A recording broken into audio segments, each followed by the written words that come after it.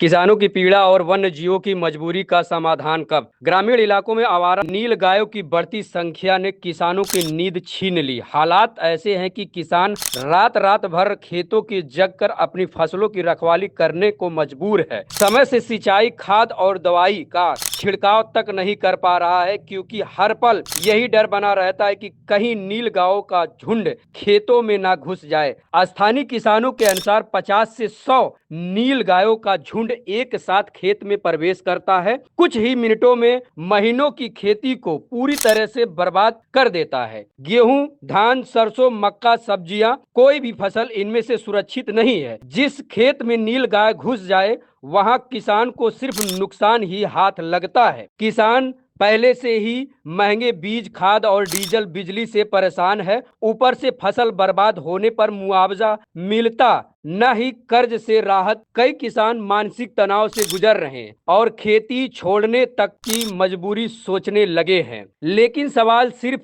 किसान का नहीं है, नील गाय भी इस धरती के जीव हैं। जंगलों का मिटना, पानी और चारे की कमी बढ़ता, शहर करणिक, इन सब कारणों से नील गाय गांव और खेती की ओर आने को मजबूर हैं।